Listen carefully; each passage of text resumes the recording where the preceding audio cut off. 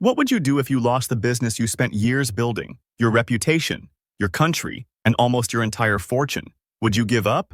Or would you start again, in a completely new country, with a new language, new rules, and zero guarantees? Today's story is about a man who chose the second option. This is the story of Oleg Tinkov, a businessman who built a huge company, lost his place in Russia, and then decided to start again, in Mexico. And no, this is not a motivational fairy tale. This is a real business story, with risks, mistakes, and lessons we can actually use. Let's begin. Oleg Tinkov was born in a small industrial town in Siberia. No rich parents, no connections, no perfect start. What he did have was something much more dangerous: confidence and a strong personality. In the 1990s, when Russia was chaotic and unpredictable, many people were afraid to take risks. Tinkov was not. He started with small businesses, electronics, retail, and later, food and drinks. One of his early successes was a beer brand. Yes, beer. Not the most glamorous start, but business is not about glamour. It's about demand. And this early experience taught him something important: how to sell, how to build a brand, and how to move fast. Later, Tinkov entered the world of finance. But he didn't want a traditional bank. No long lines, no boring offices, no paper everywhere. His idea was simple but bold: a bank that works online, focused on the customer. At the time, many people said, "This will never work." It worked. The bank grew fast, very fast. It became one of the most recognizable digital banking brands in Russia. For many years, Tinkov was seen as a symbol of modern business: tech-focused, aggressive, and very public. Everything looked stable.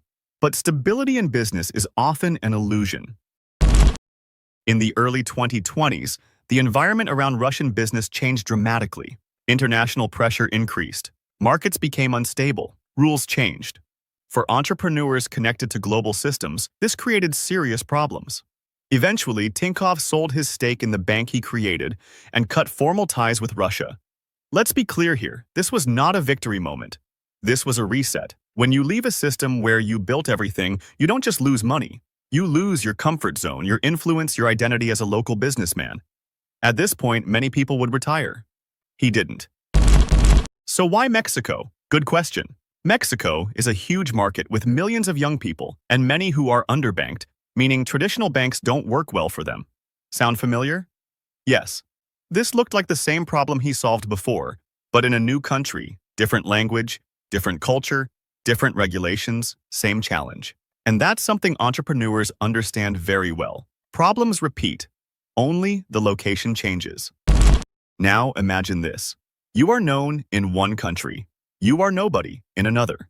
No shortcuts, no famous name, no automatic trust. In Mexico, Tinkov became just another foreign founder. He worked with local teams, local lawyers, local regulators. Instead of copying his old business, he adapted the model to local reality. Different customers, different risks, different expectations. This is a key lesson. Good entrepreneurs don't copy, they adapt.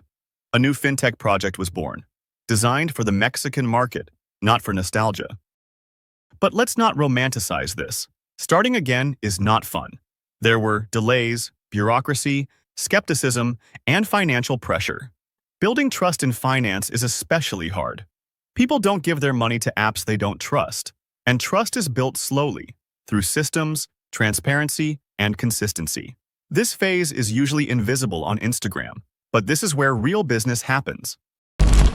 So what can we learn from this story? Here are a few lessons that actually matter. First, your skills matter more than your location. Second, losing something is not the same as losing everything. Third, starting again is not failure. It's a strategy. And finally, adaptation beats pride. Every time.